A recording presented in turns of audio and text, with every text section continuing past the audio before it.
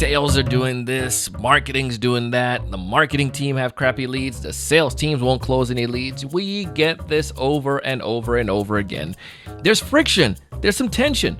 But what if we could have some good friction? What if we can strive together towards a successful outcome? Well, on today's episode, we're going to talk about how you can collaborate with your sales and marketing team. It is going to be good.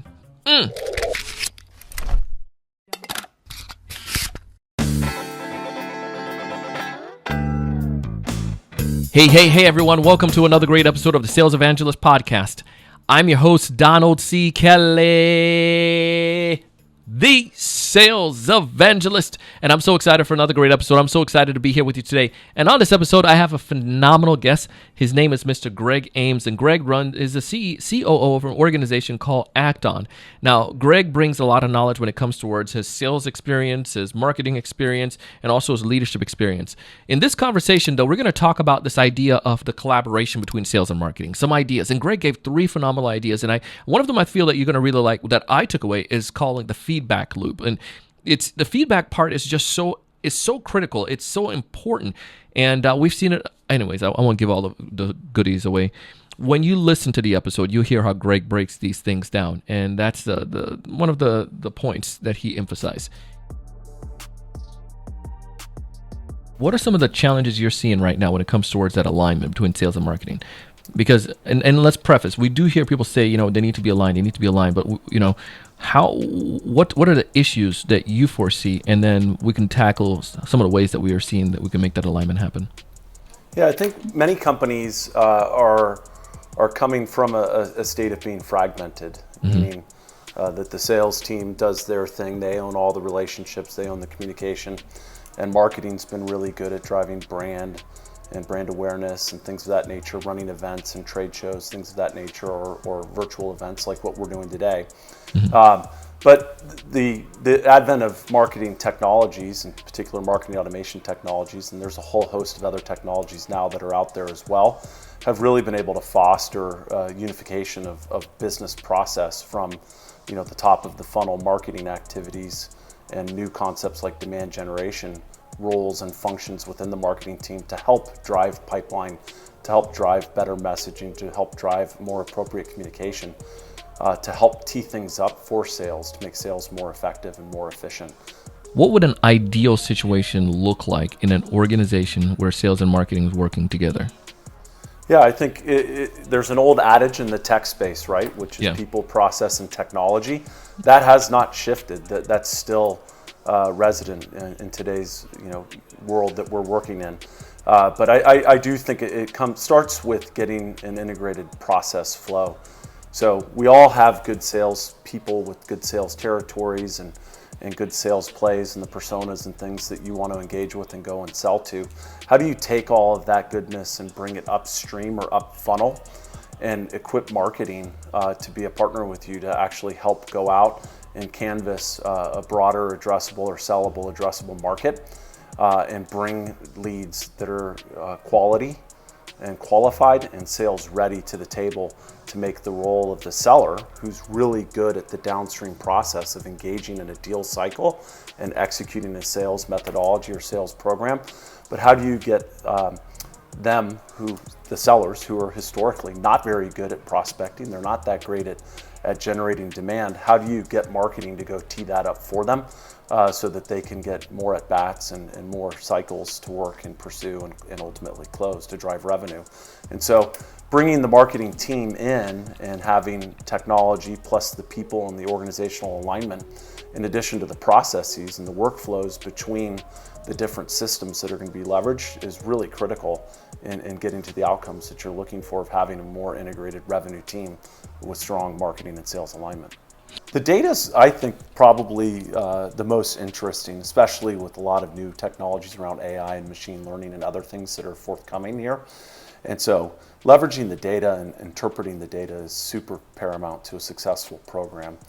And it's no longer because, it used to be marketing was art.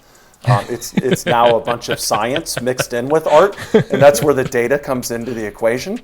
And you've got to leverage the data and be thoughtful about really looking in the data and building a repeatable process to review that and analyze that and then make decisions and have a decision framework around changes that you're going to implement. Going back to my comment around evolving your program and iterating your program, leverage that data. And the good news is, we all have, for the most part, a CRM system that we're leveraging. We're pretty good at looking at the sales cycle. Where do deals stall? Where do deals fall out of the cycle?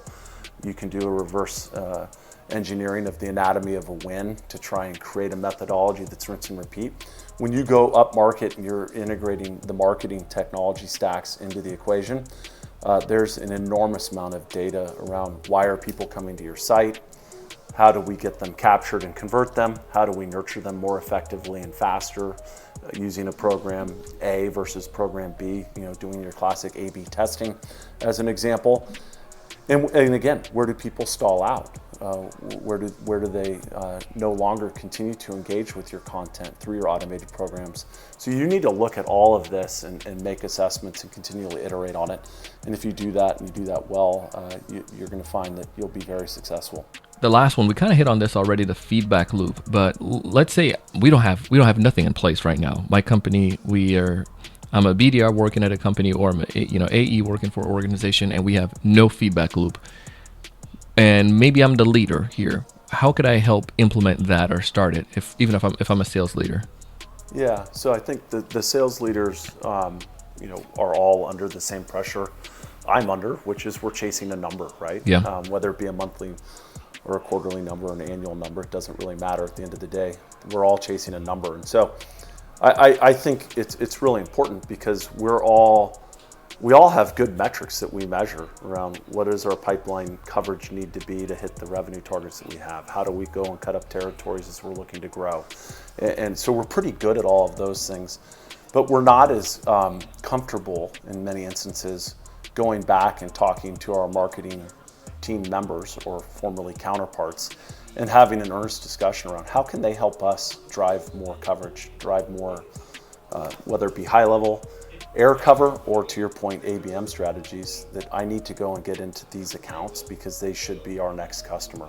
And so they need to take the bull by the horns and go and initiate those dialogues with their peers in the marketing arena, and at least get the strategy established so that you can start working toward the outcomes that you need to get to.